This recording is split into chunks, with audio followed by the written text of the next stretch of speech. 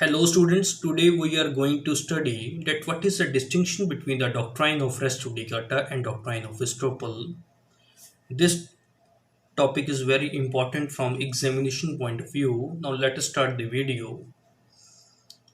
And in the video, the first difference between the doctrine of res judicata and doctrine of estoppel is that the rule regarding the doctrine of res judicata is laid down under section number 11 of Civil Procedure 1908, whereas the rule regarding the doctrine of estoppel is laid down under section number 115 of the Evidence Act 1872.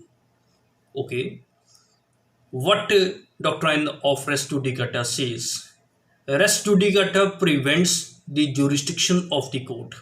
Okay, it prevented the jurisdiction of the court on the subject matter which had already been decided in the former suit by a competent court on same issue between the same parties. Whereas the doctrine of estoppel prevents a person from saying one thing at one time and saying another thing at another time on the same fact. For example, if a who was not a partner in a particular partnership firm says to B that I am the partner of this particular partnership firm, and on the basis of the statement of A, B enters into a contract with that partnership firm. Subsequently, A cannot say that I am not a partner in this partnership firm. He will be prevented by the doctrine of estoppel from saying one thing at one time and saying another thing at another time on the same fact. Okay, the res judicata is a rule of legal procedure because it has been provided in the Civil Procedure Code, whereas the doctrine of estoppel is not a rule of legal procedure. It is a rule of equity which is embodied in the Indian Evidence Act 1872.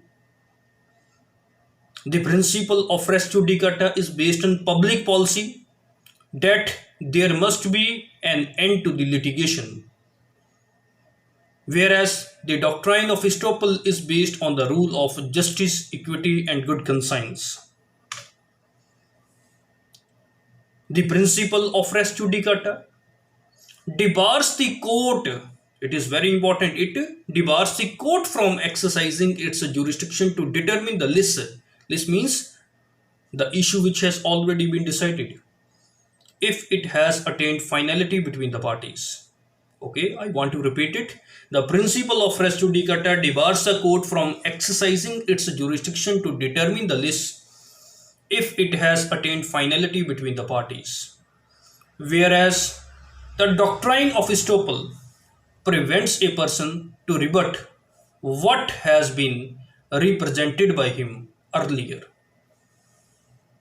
Res judicata shuts the jurisdiction of the court in the subsequent suit on an issue which had already been decided in the former suit. Whereas doctrine of estoppel do not shuts the jurisdiction of the court, but it shuts the mouth of the person who had made some representation earlier. Okay,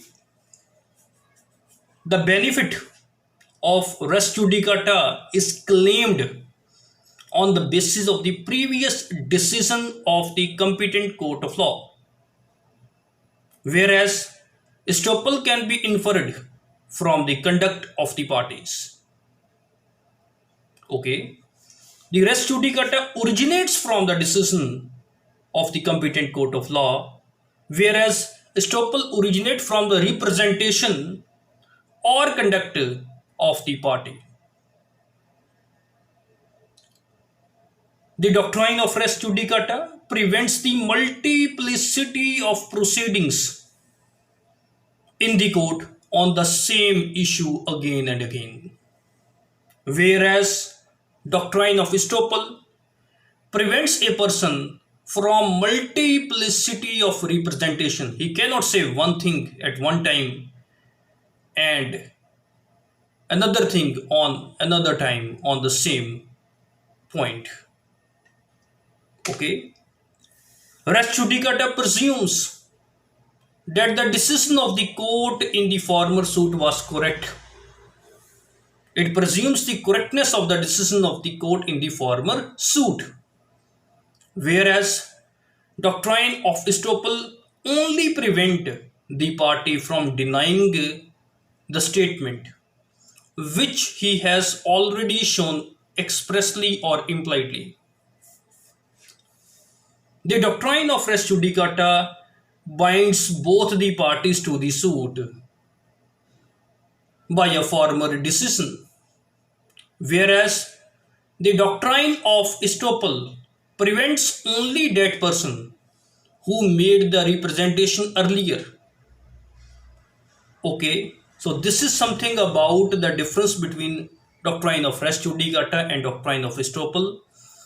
If you likes my video, then please subscribe my channel and share my channel to the maximum extent. And if any person is interested to get the notes of my videos, then they can go to the law articles 2020.blogspot.com, in which I am uploading the notes of my lectures. Thank you very much.